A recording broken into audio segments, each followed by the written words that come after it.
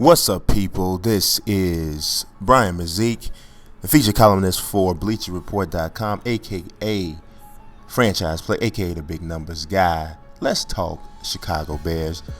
You guys know I love to talk Chicago sports, and I'm doing it more and more. So, yeah, the tears have dried probably for most Bears fans about the loss this past Sunday at Soldier Field against the Packers. Win and get in the playoff situation. Bears couldn't get it done. Freaky plays here and there. You got the fumble that looked like an incomplete pass that Jonathan Bostic, just didn't realize he could pick up and run with. And, all those times you see those defensive players pick the ball up and you're like, man, stop running. The ball was blown dead or whatever. Well, this is why you see him do it, because when you don't do it, this is what happens. You end up making a fool out of yourself and hurting your team, which is what generally this is what happened with the Bears, and ultimately that ended up being the difference. I mean, yeah, you saw the big touchdown pass at the end from Rodgers to Randall Cobb, but it's hard not to say, what if Jonathan Bostic picks that ball up? I mean, the way everybody on the field was standing still, if Jonathan Bostic picks that ball up, he probably goes in for a touchdown, even from the whole other end of the field. So, we can play what if and all of that all we want, but the fact of the matter is it didn't happen. Even bigger news, and the reason why I say even bigger news, because for all intent and purpose, if the Bears had beat Green Bay, they were going to lose to San Francisco. So it shouldn't be too hard, right? But bigger news, Jay Cutler signs a 7-year deal, a 7-year extension. It's not an extension really, because he wasn't, as of the end of that game, he wasn't currently under contract anymore. So it's actually just, it's a brand new deal. 7 years, y'all. 7 years, okay? And the amount of, you can look at the contract itself and say like, whoa, yeah, definitely it is certainly a whoa contract. But when you consider the amount of guaranteed money, it becomes even more of a whoa. You really whoa. I mean, the contract is 7 years. It's gonna go over the 17.6 million average that Matt Stafford is getting. He doesn't really. I mean, come on. I don't know who or what, who thinks that he really deserves that amount. But that's neither here nor there. It's $54 million guaranteed.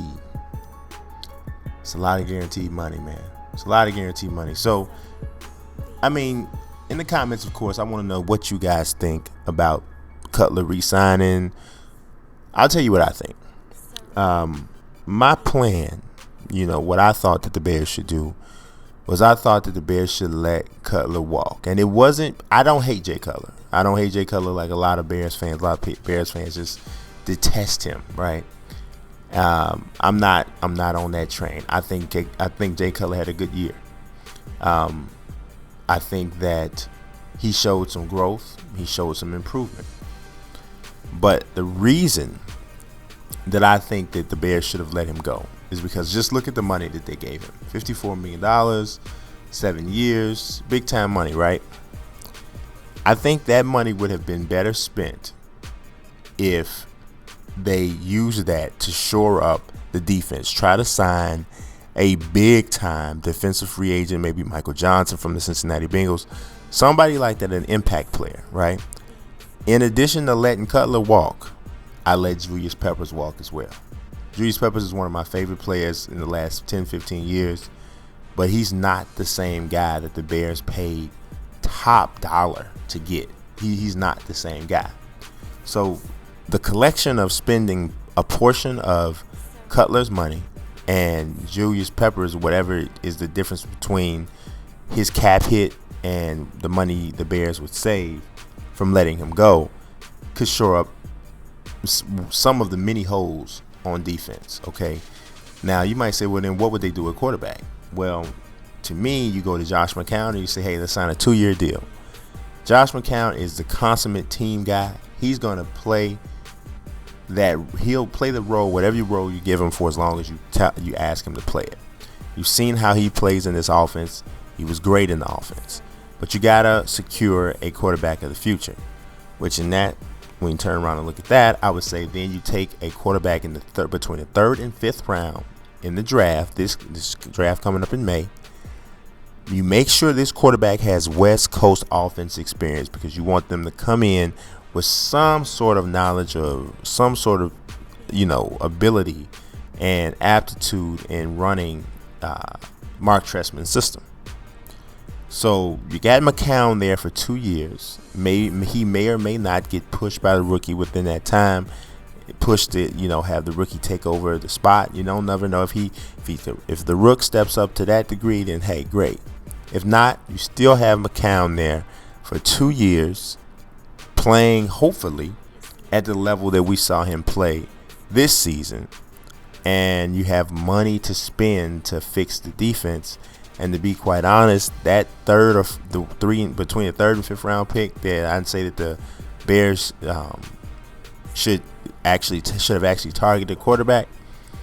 I mean, outside of that pick, every other pick is going defense. Every other pick. The Bears need a free safety like I need air and water. Chris Conte is, to me, he was the single worst Chicago Bear this season. I mean, he was dog boo-boo putrid. Understand me? It was bad. It was bad.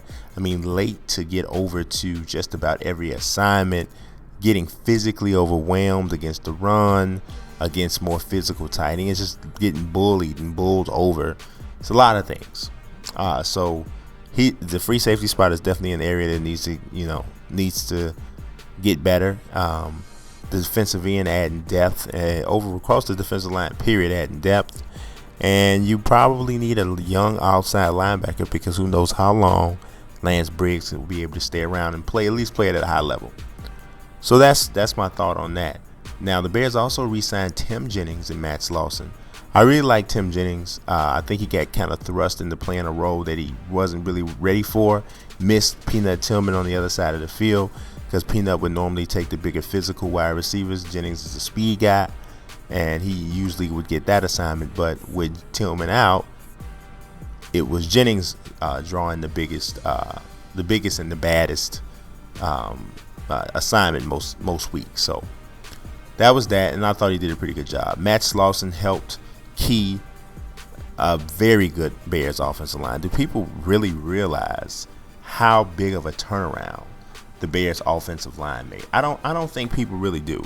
I mean, if you look at what happened last season to Bears quarterbacks, and then you look at how infrequently the Bears quarterbacks were sacked this year, I mean, it is a dramatic difference. Really is. I mean, the Bears quarterbacks this season were among the least sacked quarterbacks in the league. As a matter of fact, they were 4th in the league. Bears gave up 30 sacks. Only the Broncos, Detroit Lions, and Cincinnati Bengals gave up fewer sacks than the Bears offensive line. And Matt Slauson had a lot to do with that, even though he's more key in the run game. But just to give you an example of how far they came, last season, in the 2012 season, the Bears gave up 44 sacks. So they cut that number by 14 total sacks. And you want to know why the Bears were the 2nd highest scoring team in the NFL? The offensive line has a lot to do with it as well. So that was huge. The Bears were great on the offensive line, and who would have thought we'd be saying that, But that just about does it for me with Bears talk. Just look forward. Looking forward, you'll can kind of just be on the lookout for future Bears videos. Should be dropping one of these per week.